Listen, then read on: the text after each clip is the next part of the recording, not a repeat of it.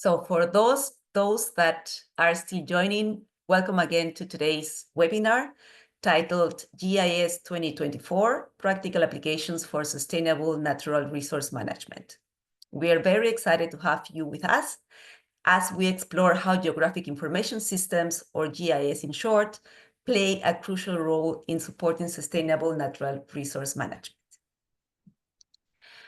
GIS tools have a tremendous potential to aid in monitoring and implementing essential measures for achieving global commitments, including the 2030 Agenda for Sustainable Development, the Paris Agreement. We know that we have currently ongoing negotiations in Baku about this, the Paris Agreement, and also the newly adopted coming Montreal Global Biodiversity Framework. So these GIS tools are invaluable for tracking and addressing some of our planet's most pressing challenges, like desertification, deforestation, and climate change.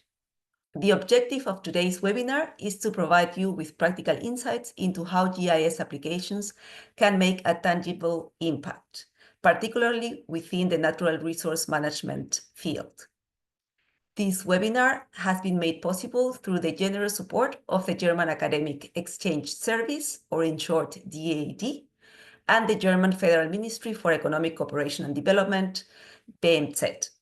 It is part of our broader ongoing online course, Project Monitoring and Reporting using QGIS. So I hope some of the course participants are also among the attendees today.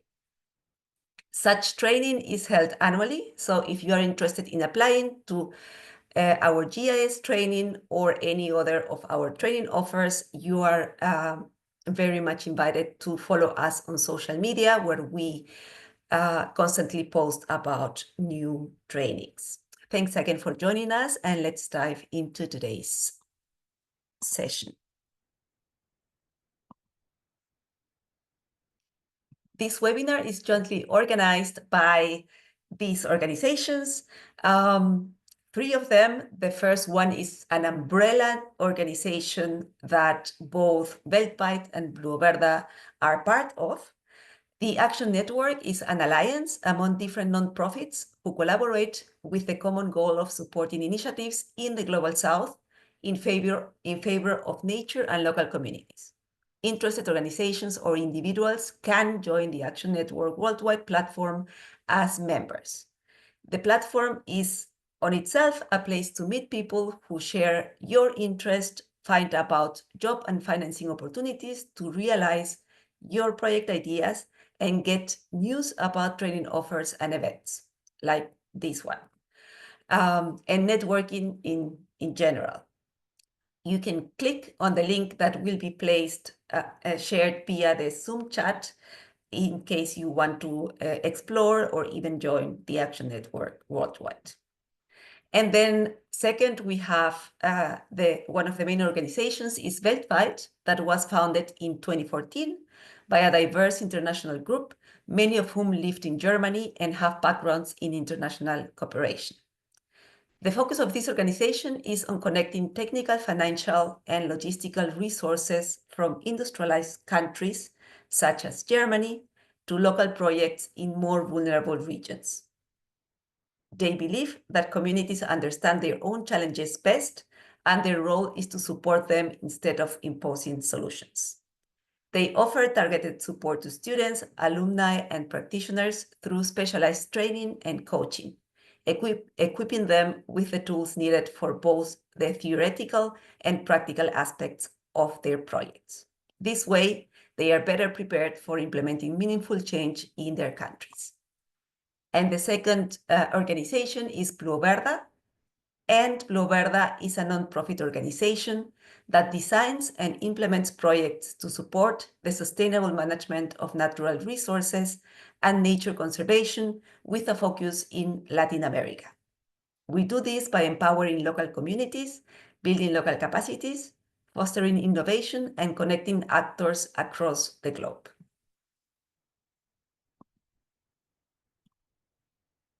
Today, I will be moderating the event. Again, my name is Mariana Vidal, and I am a co-founder and member of Blue Verde. and I am also a member of the Action Network Worldwide. And it is my great honor to introduce you to our two outstanding speakers, each of whom brings unique expertise in applying GIS tools to advance natural resource management.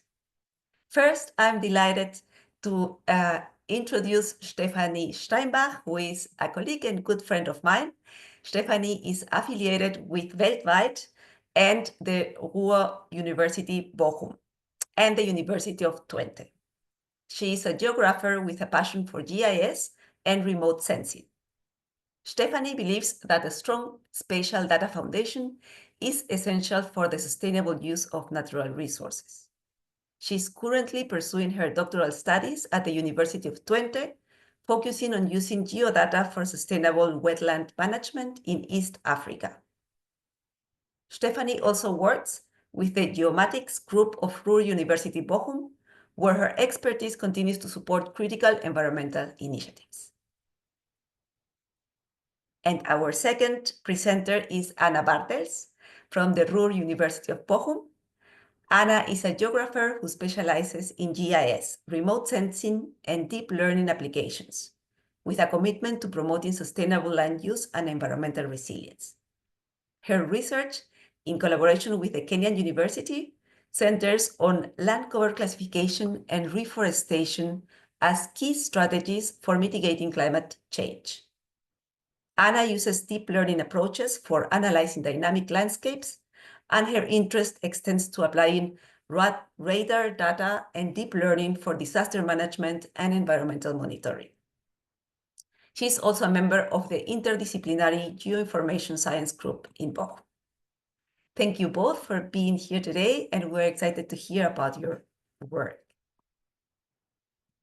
So before giving the floor to our first presenter, I would like you to take a look at today's agenda. First, we will welcome Stefanie Steinbach, who will present on monitoring water quality in small Kenyan reservoirs with open data and tools. And following, we will give the floor to Anna Bartels with her presentation on landscapes in focus, mobile mapping approach in Kenya with Mapped GIS and laser rangefinder.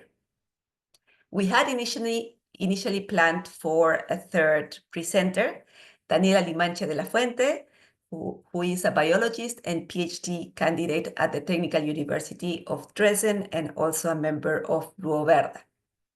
She was to present about integrating traditional knowledge and GIS for participatory land management in Bolivia, which is such a relevant topic, and we were very much looking forward to hearing about that. However, due to last-minute issues related with copyright, Daniela's presentation won't be taking place. So we apologize for this last-minute change in the program that, unfortunately, we could not avoid or foreseen from our side. That means that Stefanie and Anna will have enough time for their presentations. And we will have time for the Q&A session. So again, if you have any questions for both of them, you can write them down on the chat box in Zoom. And now let's get started with our first presenter, Stefanie Steinbach. Stefanie, whenever you are ready. Thank you.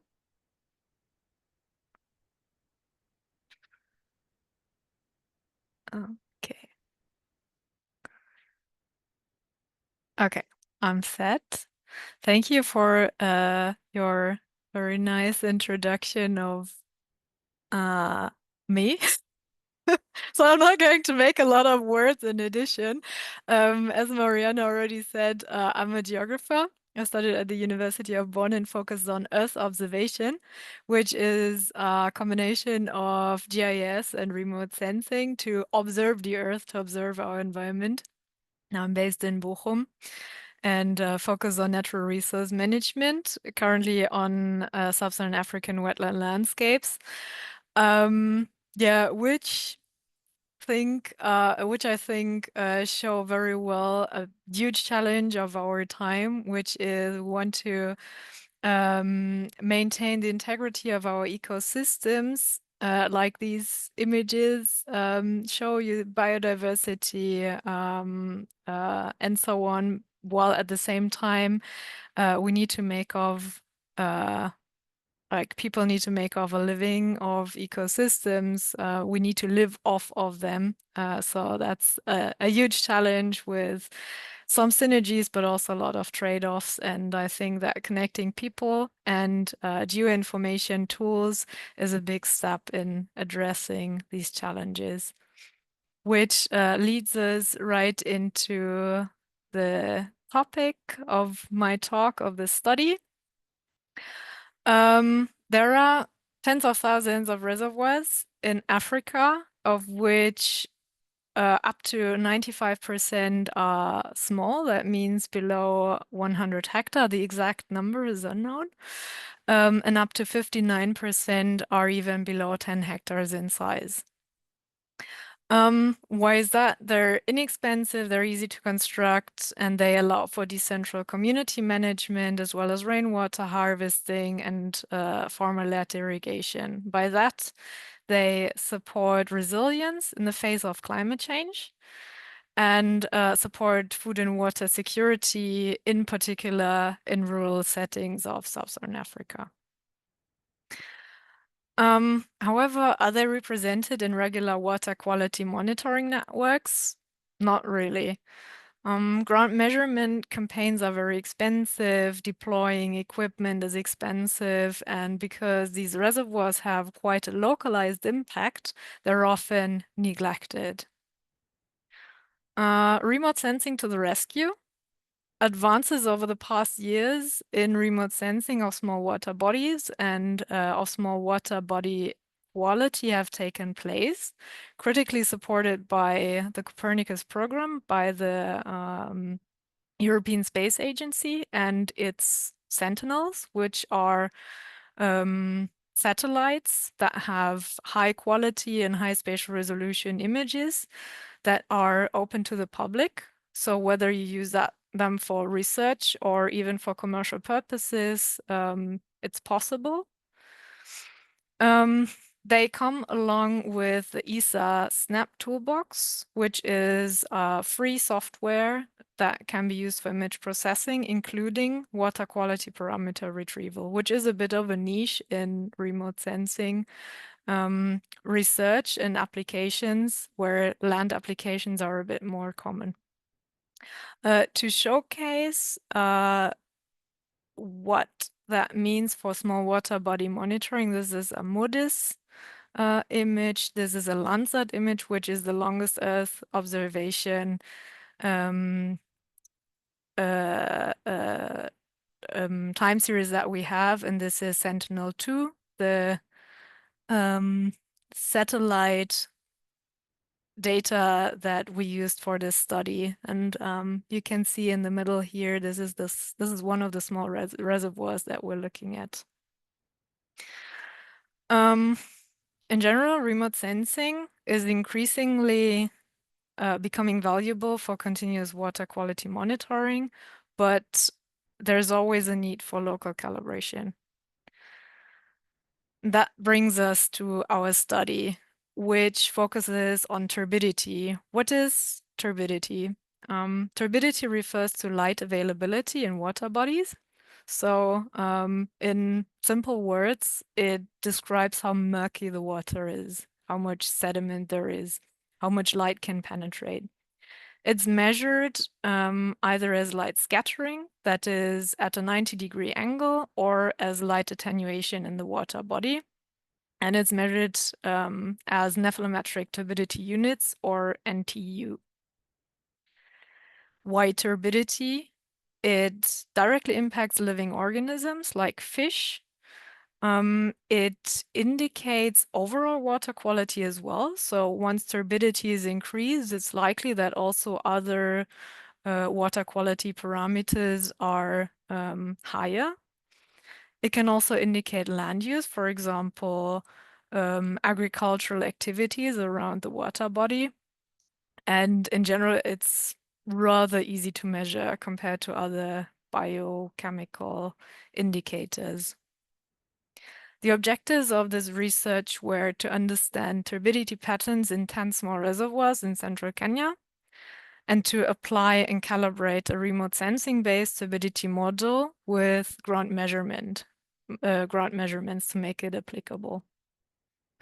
And with this study, I would also like to showcase a little bit on what you can do with free and partly open tools and data in that area. So the study area lies in central Kenya, here in Nyeri County. The red dots are the 10 reservoirs that we selected. Maybe you can see that there are, most of them are located in these green bands. These are lowlands or wetlands. So all of the reservoirs are within small and narrow wetlands, and all of them are rather shallow, and they don't exceed a surface area of 5.61 hectares, so they're very, very small. All of these reservoirs are managed by the user communities themselves, and the water is used for different purposes like livestock watering, fishing, but mostly for agricultural purposes. Our ground sampling campaign took place from the 7th to the 28th of January last year during 5 Sentinel-2 overpasses, meaning the satellite captured 5 images while we were there. And because it always took us 2 days to sample all reservoirs at the inflow, center location, and outflow, we always have a time lag of -1 day or +1 day. The campaign took place at a transition period from the wet season to the dry season. I have to say that initially we aimed for the dry season, but climate change, changing weather patterns, the rainy season, was a bit delayed. But in hindsight, it wasn't that bad, to be honest. We used all the locations at the inflow, center, and outflow to detect patterns to better understand the reservoirs, and the center location specifically to create so-called matchups with satellite images. So in water remote sensing, you call matchups where you match the pixel in the satellite image with the water sample measurement. How did we prepare the sampling campaign? We needed the locations of the reservoirs and also an idea of where inflow and outflow could be. We needed our tools to be offline ready because we weren't sure of how good internet connection would be. And we needed orientation in the field. So what did we do? We used Google Earth Pro, which is a free tool that offers very high spatial resolution imagery, and that made it quite easy to detect the reservoirs that we wanted to sample. We also used the Google Earth engine to create a Sentinel-2 mosaic as a background image. That's a cloud-based platform that allows you to work with satellite imagery and also to download the images. We fed these two information into QGIS, which is a free GIS software, and then transferred that to my phone, to the so-called QField app, which is a little bit like a light version of QGIS that you can have on your phone. And that makes it very easy to navigate. You can use your GPS. You see exactly where you are, where your sample points are. And in particular, you see this small brown thing with a 3. That's a center location in one of the reservoirs. And when you're on the water to take the sample, it's incredibly difficult to know how far you are away from the shore. So having something like this to navigate is very helpful. Again, a free GIS tool. The equipment that we took with us was a turbidimeter, Fish Finder. That's a GPS-enabled tool that measures depth in different locations, like wherever you pass by, it measures the depth. We had, let's say, conventional Garmin handheld GPS, camera, an inflatable boat, and some waterproof equipment to put on, and a super cool project team. So this is part of the CGI for Moringato project team. The third person from the right-hand side is Anna, by the way, who's presenting after me. Our Kenyan colleagues are from the Dedankima, the University of Technology, and us, that's the RUB people. Ready, set, go. Fast forward, the data was collected. This is what the turbidity samples looked like. On the left-hand side, we have an inflow location, the middle center location, right-hand side, an outflow location. And you can see how different the turbidity levels are. So on the left-hand side, that should be around 50 NTU, and middle and center and outflow are around 10, if I remember well. All in all, we took 123 measurements between 5 and 226 NTU, which is very turbid. And the center locations for the matchups, we gathered 45 data points between 5 and 145 NTU. If you wonder why 45, although we had 5 overpasses and 10 reservoirs, which should make 50. So we had some cloud in the images over 5 of the reservoirs during one of the sampling days. So that reduced our amount of harvested data to 45 matchups. A major finding already was that various measurements were above 25 NTU. 25 is the threshold that the Kenyan officially declared as the threshold for natural potable water. So above 25 NTU is problematic for health. The next step was sentinel processing. We used the so-called C2RCC processor in the ESA Snap software. This processor uses different radiative transfer simulations and neural networks to derive so-called inherent optical properties, meaning the optical properties of the water in the satellite image. They're called IOPs in short. You don't have to remember the radiative transfer simulations, but remember that there are 2 options that you can choose from. Actually, there are more, but for this specific case, there are 2 that lend themselves to the study that is using the C2X nets and the C2X complex nets options to modify this model. So we compare these 2. We use the IOP for total scattering, which is the one that you use for sediment load. And then we made matchups from an average 3x3 pixel window just to have a little bit of like to cancel out any random variation within the satellite image and build a power model to establish the relationship between measured and satellite. The model fitting using the Sentinel-2 image derived IOPs and the in situ turbidity look like this. So the one option A on the left-hand side and option B on the right-hand side, the x-axis shows the remote sensing derived information, the y-axis shows what we measured.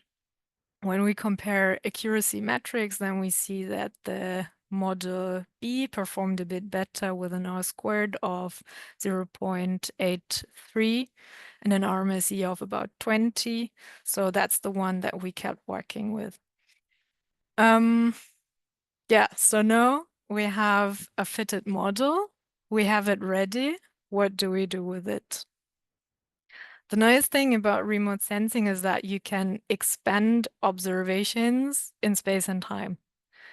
Although we only took punctual measurements in these center locations, we are now able to apply the model to all of the pixels that cover water bodies in the area.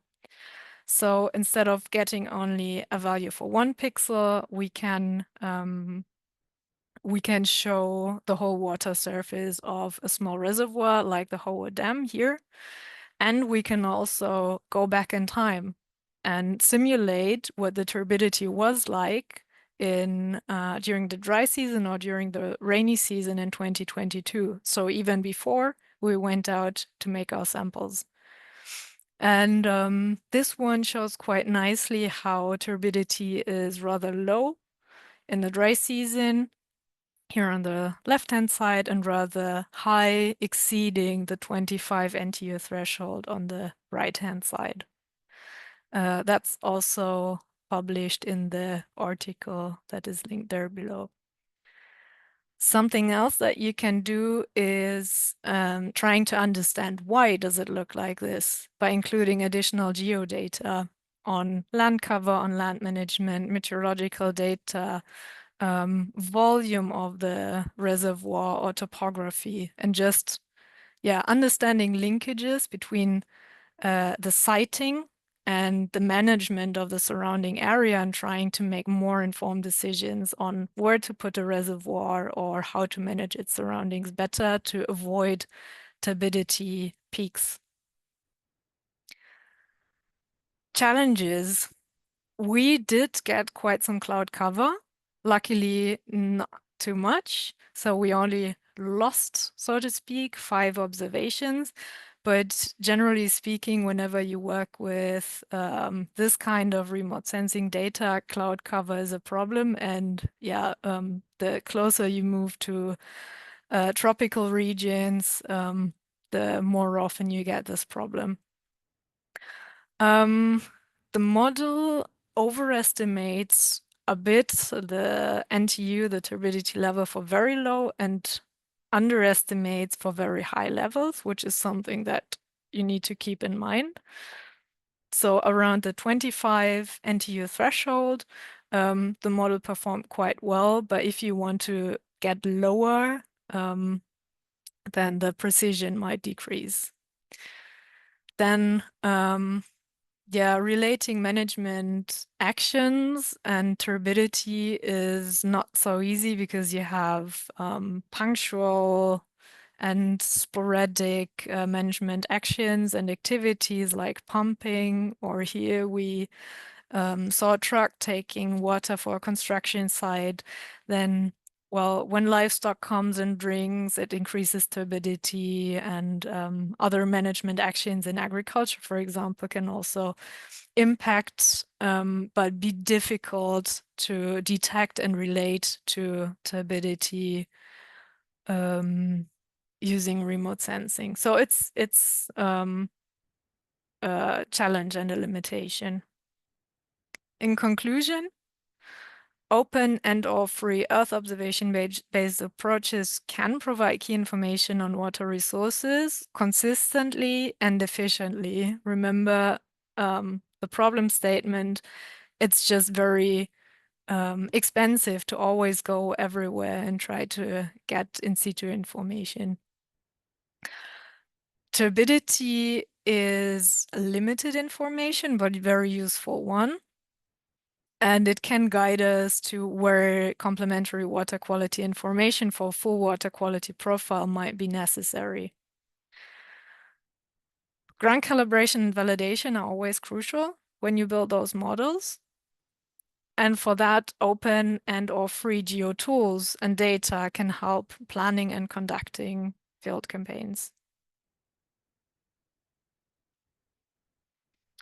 A next step would be, as I said, these water bodies, these reservoirs are community managed. So enhancing community management through training and integrating this kind of tool would be a next step to take.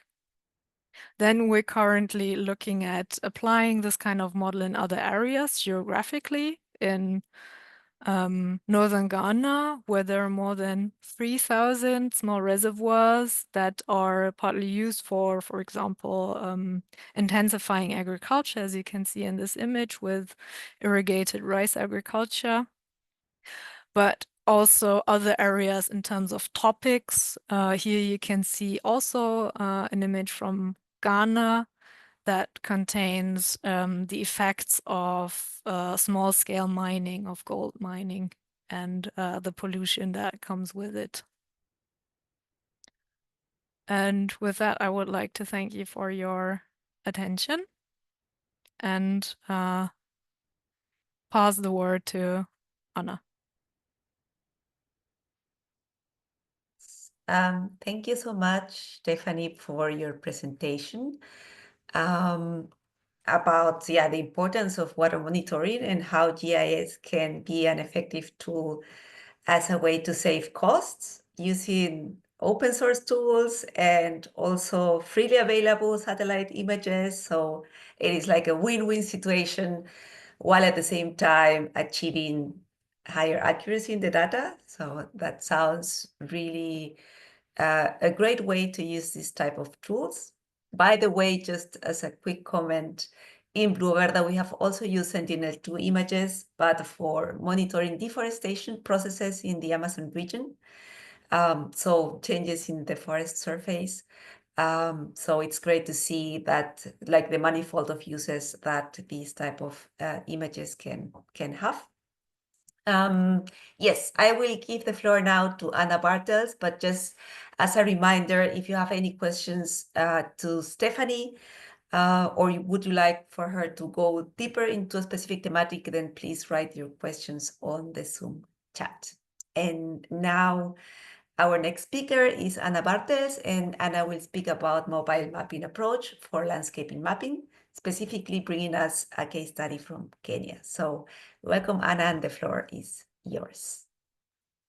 Okay, thank you very much.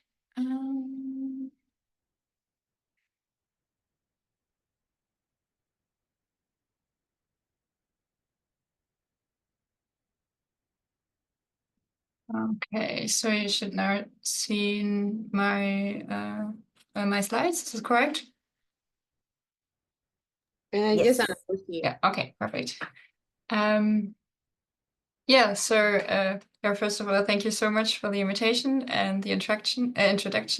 It's really a pleasure for me to be here today and to be able to present you to all of you. I'm Anna. I'm a research associate, as you already mentioned, a group of the interdisciplinary geoinformation science, and I'm coming from the field of geography with a specialization in geoinformation.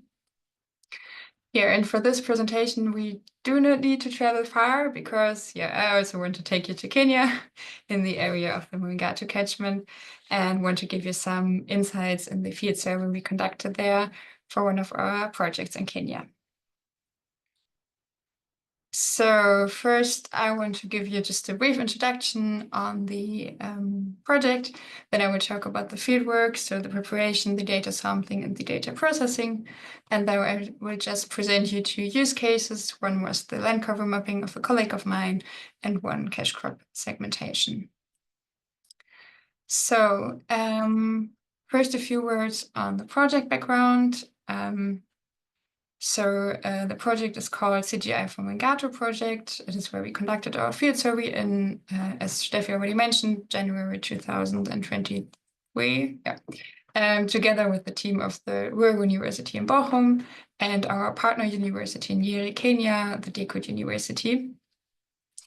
And the main aim of this project was to enhance the participatory regarding environmental conservation in the Mwingatu catchment, and so to enhance the ecosystem health.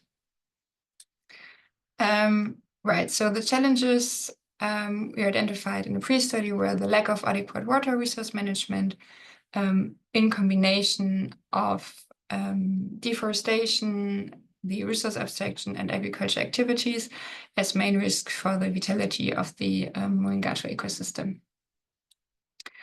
We wanted to address these challenges with our project aims. So one is the involvement of the community, namely the Water Resource Users Association, the schools, including teachers and learners, and also, of course, the farmers. And we did this in form of developing GIS tools and a crowd mapping platform for example report, illegal water abstraction, as well as e-learning materials for the school, which were adapted to the school's curriculum in Kenya. And we also did some workshops with the teachers and the learners and also the farmers.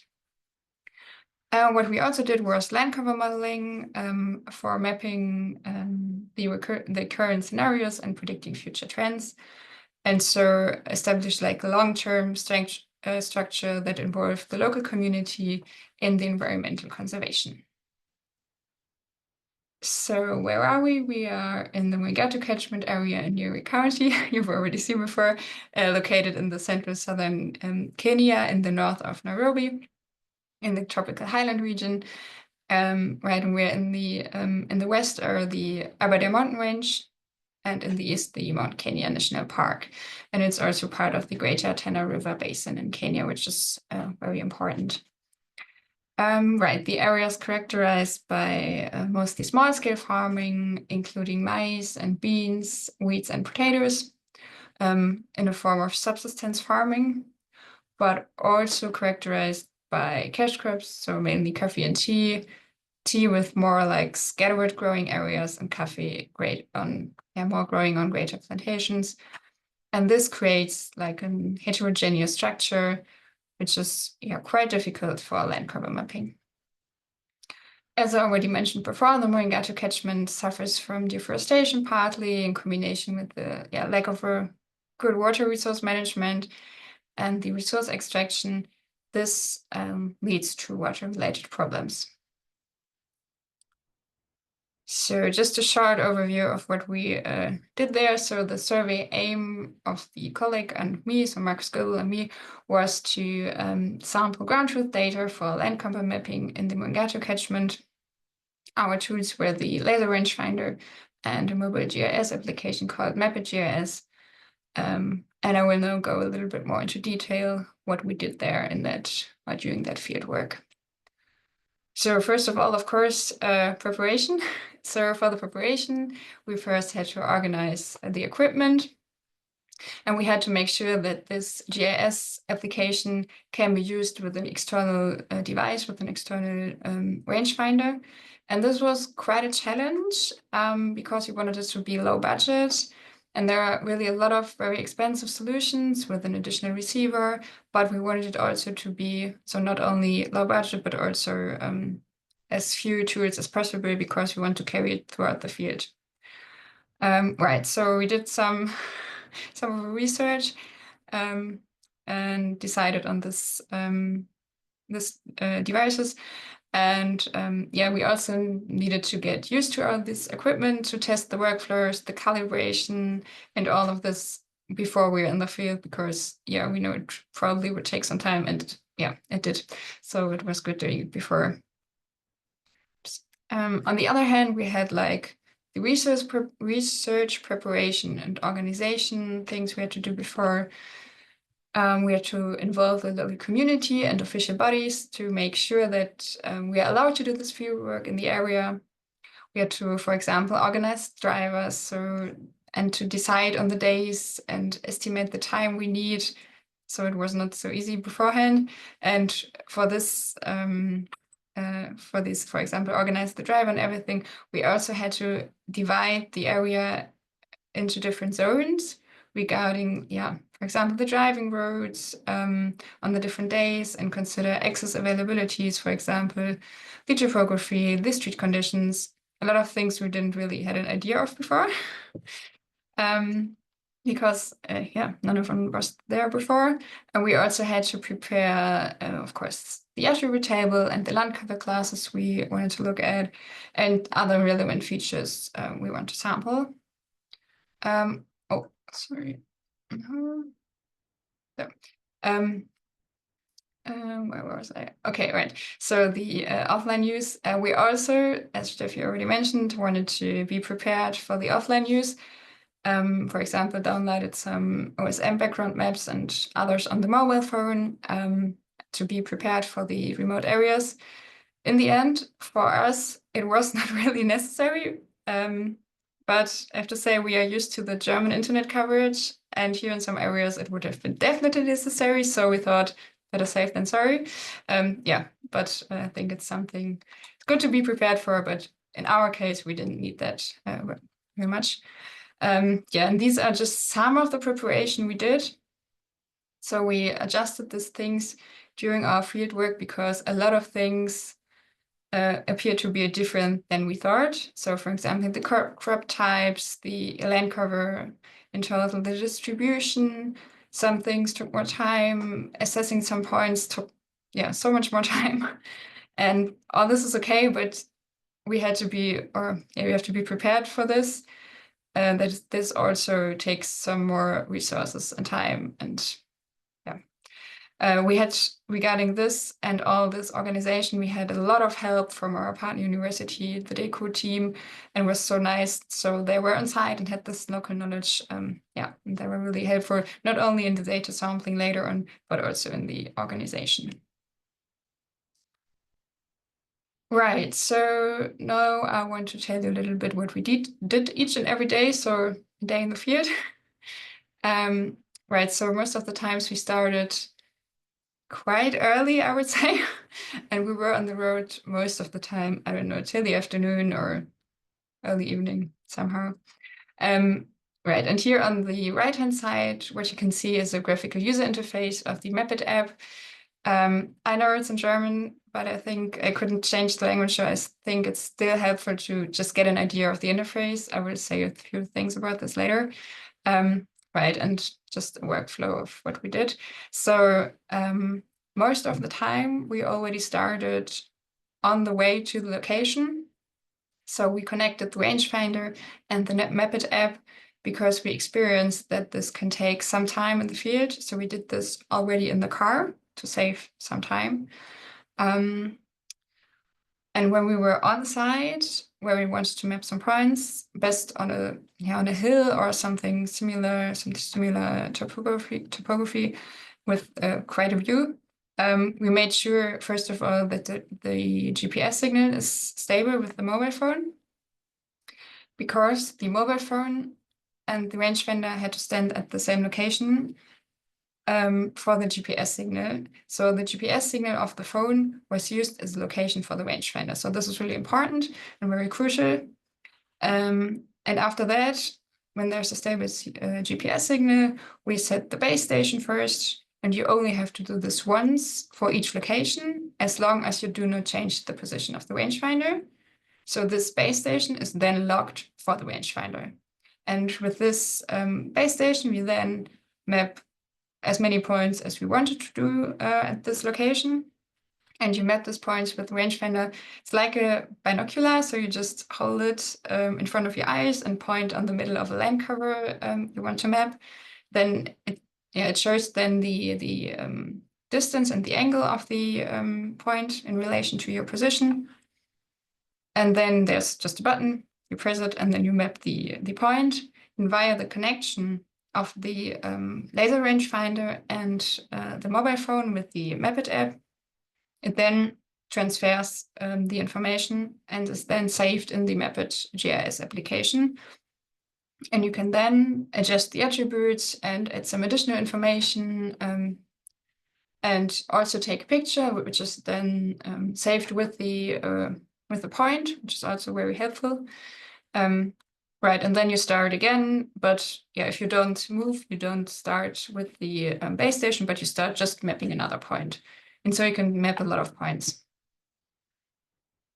Right, so yeah, I just want to highlight this benefit of the workflow for us.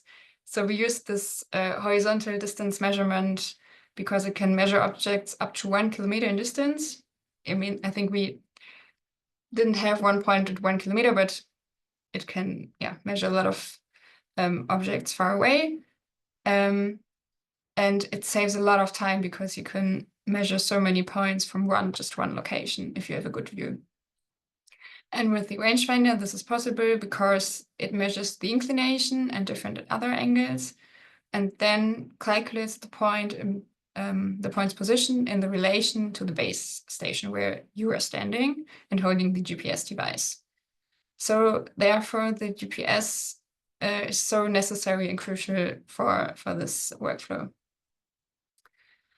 Okay, right. So, and the information are then transferred via the Bluetooth and Bluetooth connection of the rangefinder and the mobile phone. And together it calculates the correct location of the point, so you don't have to change it later. And you can just, adjust the attributes as I said before, and take a picture, save the point.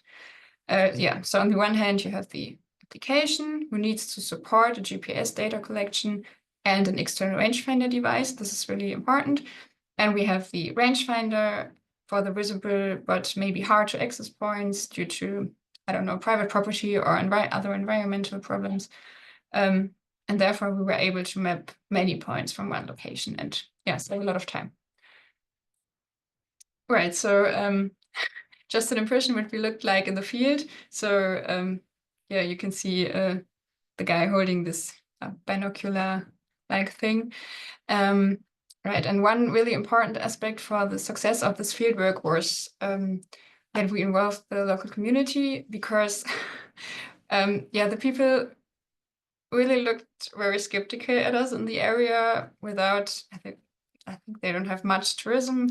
And when you then walk around with a strange binocular looking device, taking random pictures of some crop fields, I mean, I can totally understand that. I would also be skeptical. So we always had a local VUA member with us who knows the people, knows their language properly, and helped us just to communicate with the people, who then also shared a lot of knowledge with us, which was very nice. And we had a lot of really nice talks with the people. That was really good. I learned a lot about the area. And of course, we also needed to contact the official bodies. I already said that we did that in the preparation. For example, with the Kenyan Forest Service for mapping, or for being allowed to map in areas like the Aberdare Forest Park. But still in the field, we had to do some calls and spend some time waiting in offices. And this was really quite a challenge, because especially when you're not sure whether you're now allowed to continue your survey or not, it's not so easy. But in the end, everything worked out, everything turned out good. And we met a lot of interesting and nice people. We just weren't prepared to, that this will happen. Right, then the preparation of the equipment, also already mentioned, but it's also important to have the workflows in mind. So load your devices, calibrate them. For example, for the rangefinder, we needed special batteries, and it took us some time during the first days to just get used to this workflow, especially after a long day of field work. Right, and then there's something I really want to highlight, the data backup, because we lost some data somehow in the field. We overwrote some of our attribute tables. I mean, it was not the big issue, but we had to drive back the next day and sample some points again. And of course, with the images we took, they were saved. So with the images we took, we could recover some of the points. But we learned data backup is important. And after this accident, we saved the data points after each location, just send the files via WhatsApp to each other, so we know someone has it. So this is how we drove or walked to different places, best on a hill or something similar, I already mentioned, and measured as many points as possible from there. And also, of course, on the way, we measured a lot of points. And with the challenges to identify land cover or different plants, the local community and also our partners in Kenya, the DECUT team, they were so helpful, and it was just a great help to identify plants and also learn a lot of things on agriculture structures. Yeah. So already in Kenya, but especially back home, we did the processing of the data. So we imported the data in a GIS. Here you can see part of the 1,000 land cover points we sampled. You see the points are quite clustered due to the accessibility and time we had, but still I think they cover some area of the Murigata catchment, which is in total 225 square kilometers, I think. Right here you can see them in QGIS. You can see the attribute table. We then checked the correct land cover classes, the correct location of the points. We attached some of the additional photos we took with the geotags, because they were also very helpful for the surrounding areas and contextual information. So this is, I hope it works. And this is now just the example in ArcGIS. You can see the different geotagged photos with these camera icons. These are the ones we took additionally. And right, this is just a zoom in on the coffee plantations. And this is just the attribute table. And you can see the class and the subclass. So it's low vegetation coffee. And in the end, there's the photo saved directly for this point. So there's no wrong location for the image. Right, I think that's okay. So just to give you an idea what we did with this data. So this is a land cover map, a paper published by a colleague of mine, Markus Goebel, in the context of this project, using land cover points of a pre-study. And he used an object-based image analysis approach for land cover mapping, and also developed special indices for mapping the area there. He used the free Google Earth Engine and also OBS software called eCognition. And this points we sampled could now use to evaluate and improve this land cover of him. And this is something I'm currently working on. This is a unit prediction, so a neural network, which is part of a deep learning of artificial intelligence. And it's a cache crop map that is trained with the high-resolution satellite images, one high-resolution satellite imagery. And the land cover points we sampled, so only the coffee and tea crops. And this part of the Murigata catchment, it's not the whole catchment, but part of it. And you can see the total cache crop areas in the table on the left. And this could now be used, for example, to make sure that there's no deforestation in this area where the crop is now growing, with historical data, for example, or understand the land cover dynamics, especially when you focus on the change of forest into other land covers, forest and other land covers into agricultural fields. Yeah, and with this, I want to thank you for your attention.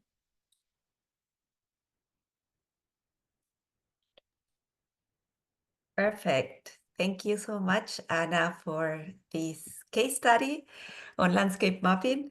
Very interesting to hear about the work in the Murigata catchment. And I personally appreciate you highlighting what this type of work involves in terms of field work and the effort behind that, as well as these challenges that you were mentioning. It really took me back to field work that I've done in the past. So it was nice to see that some challenges are common across continents when doing field work. Yes, so also really interesting to see how artificial intelligence and machine learning can be used for this type of data analysis. So that was also a fresh view of how to integrate different tools. And I will now give the floor for questions now that we have completed these two presentations. So again, I would invite both presenters to turn your cameras on, and I will start with the questions that we have collected during both presentations. But if you have any additional questions, please place them on the chat. All right, and I will start with questions for our first presenter, Stephanie Steinbach. I have a first question from William Aguirre Rakira from the Huacue Agroforestal. And William asks, how deep is turbidity measured? And if you could please describe a little bit the sampling process. Yeah, thank you for this question. That's a very good one, and I had to do quite some research because I'm not from the water quality realm originally. And I found very different approaches, in particular in combination with remote sensing, because usually when you do, maybe you are from, yeah, you're probably more from the area than I am. Usually for a proper water quality profile, you don't only look at different aspects of the water quality, you also try to catch different depths because the water quality can change within the water column. But when you do studies that involve remote sensing, you want to catch the information that is located where the satellite can also find it. So it is more about finding the sweet spot of the satellite. Well, not the satellite itself penetrates, but the light penetrates into the water and then reflects back where the satellite can access the information. And what I found in most studies was around 20, 30 centimeters from the water surface. So if you want to know very precisely, we paddled, well, Anna also paddled once. We paddled to the center location of the reservoir and then flushed the sampling bucket on one side to not contaminate it from the previous sample. And then we went in to like around 30 centimeters on the other side, closed it with a lid, and then went back to the shore to measure it. So I'm sure there's quite a difference between conventional water quality sampling depths that would be at the just below the surface and then at 1 meter, 2 meters, the bottom or so. But for remote sensing based studies, we look more at the surface because the satellite information is not coming from more than below 0.4, 0.5 meters usually for inland waters. That was a long answer. Thank you, Stephanie. I hope that was clear enough for William.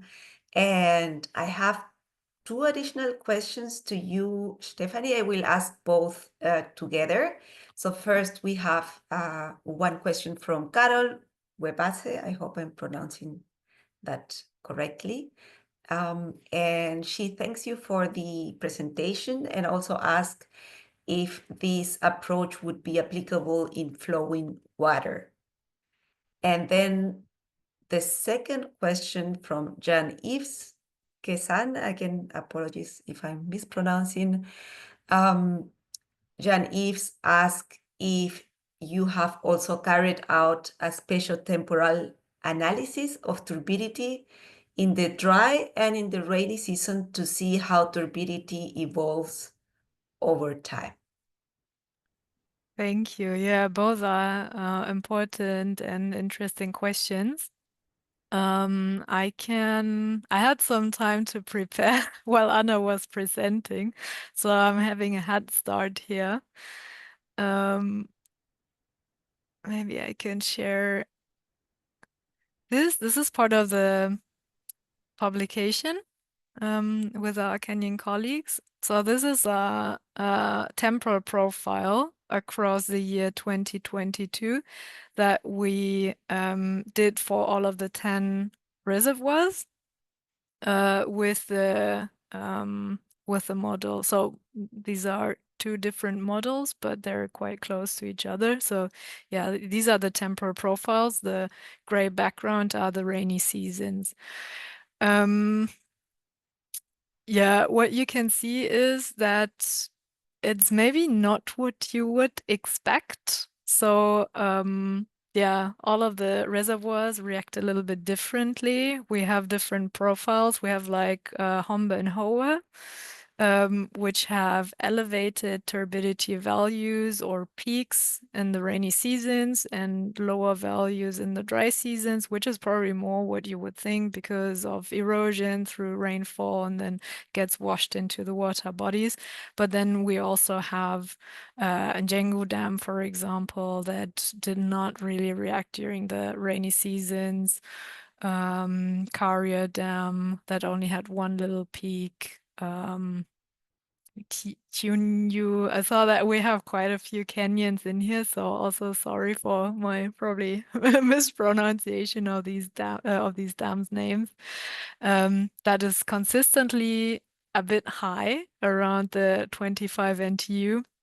So that is one of the limitations or challenges that I mentioned, because these very small water bodies may react very directly to influences. It makes it a bit difficult to relate them to overarching influences like rainy seasons or dry seasons. And on the other hand, it makes them so incredibly interesting to study because, well, if I don't want elevated turbidity, and I have it during the rainy season in one, but not in the other reservoir, then maybe that gives me some information on what to do differently in terms of siting or land management in the other that gets elevated levels. But yeah, that's a big challenge. And then on the other, I can paste this in the chat. This is one example of a flowing water turbidity sensor study that was done in the Amazon. Well, the Amazon River is a huge river system with narrower branches, but also with like the main river course is huge, which showcases what kinds of water bodies you think of when working with remote sensing and flowing water. Since you have a pixel size that does not allow to go indefinitely small. So for larger river systems, there are more remote sensing approaches. For smaller systems, it becomes increasingly difficult, also because of so-called adjacency effects. That is that light from the riverbanks gets scattered over the water and influences the remote sensing signal. So yes, it's possible, but it comes with its own challenges. Perfect. Thank you, Stephanie, for that answer. And let me get now to Anna. We have a couple of questions as well for her. The first one is regarding the functionality of the tool that you presented, the range finder, and whether it can be also used for measuring heights or even like measuring objects that are behind others. That's the first question. And then I have a second one that is more of a clarification question. And it is, what are the different colors of the points you were showing in your presentation? The white for Aberdares, but pink for other locations? Yeah, Just to clarify, that's the case. maybe I start with this one because yeah, it's just these are the different just the different zones, and actually they are just randomly colored, so I didn't color them again. It's just that there are different zones where we collected them on different days, so it's just these are the different colors. So we did the Aberdare mountain range sampling in 2 days. Oh no, only one day, and this is just has another color. And regarding the rangefinder, so you can measure yeah, it's what you can maybe also saw on the slide. You can measure the different height of objects. We also did this for to differentiate between shrubs and trees. So you just, with the laser rangefinder, you hit the base point of the object you want to measure, and then you hit the end of the object, and then you get maybe a value of -1 and 4, and then you just calculate the difference, and then you know this object is 5 meters and something. Yeah, we just discovered in the field that it's maybe a good it's value for our research. And the other question, right? So it's only possible to measure. So it's not possible to measure through some leaves or something, because this was also some kind of an issue. Rangefinder, the first thing it hits, this distance is measured. So if you try to look through a tree and hit the object behind it, then it probably will hit some of the leaves of the tree, and then you measure the distance from you to the tree, but not to the object that's behind and that you wanted to measure. Yeah, I think this answers the question. Yes, Hopefully. so well noted, it cannot be used for, Yeah, no, for measuring. short answer. Yes, Yeah. thank you so much for that. And we have a couple of additional questions. The first one is for Stephanie from Ahmed Abu Zaid.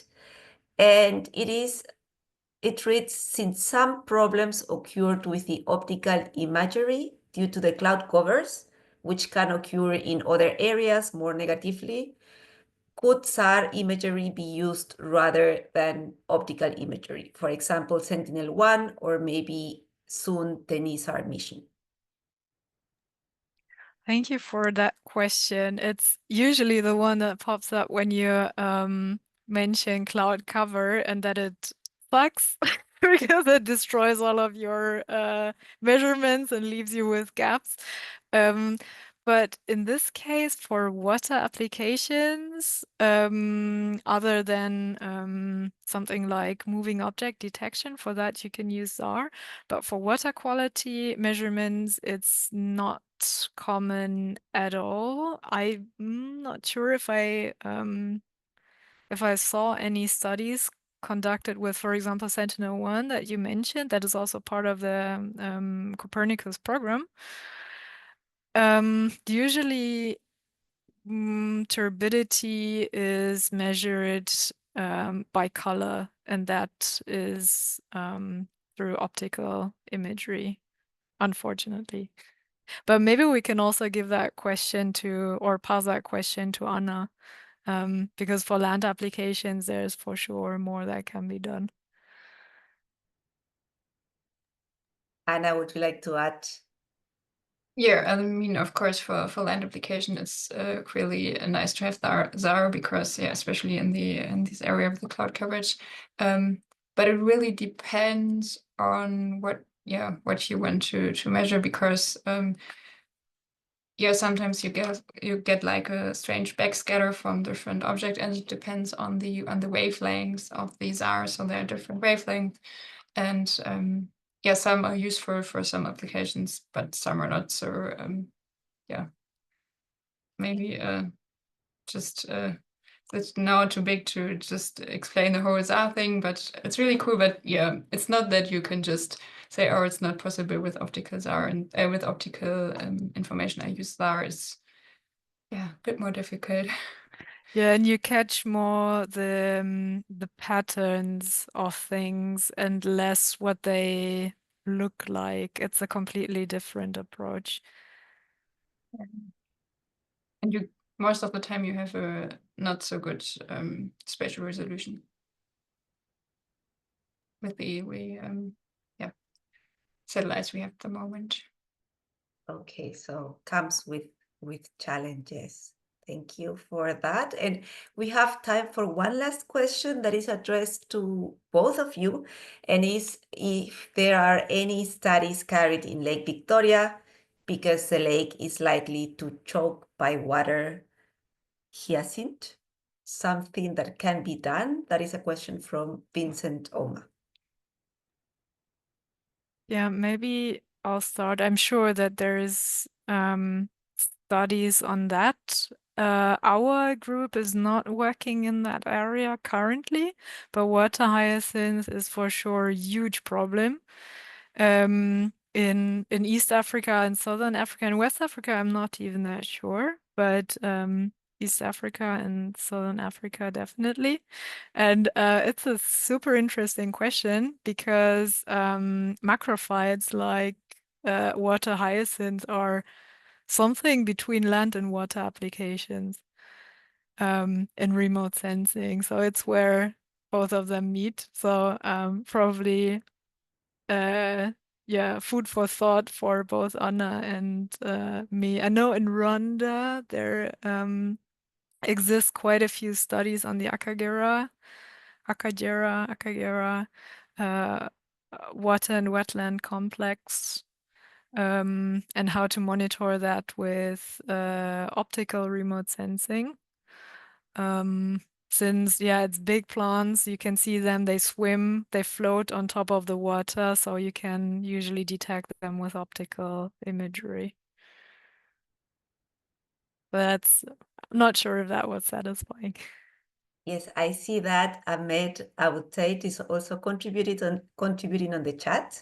So you can read also more about her suggestions, which are great. And it has been very nice that we have had this extended time for Q&As, although due to a unexpected event that was a cancellation of one of our presentations. That was really unfortunate. But we are arriving to the final part of the session. So I would like to again send my special appreciation to our two presenters for sharing these really valuable expertise and insights on utilizing GIS tools for sustainable natural resource management through these case studies. Also, I don't want to forget to thank the attendees, so all of you for being here and for being so thoughtful with your questions and also active participation. And last but not least, also my huge gratitude to the Blue Verda and Weltweit team.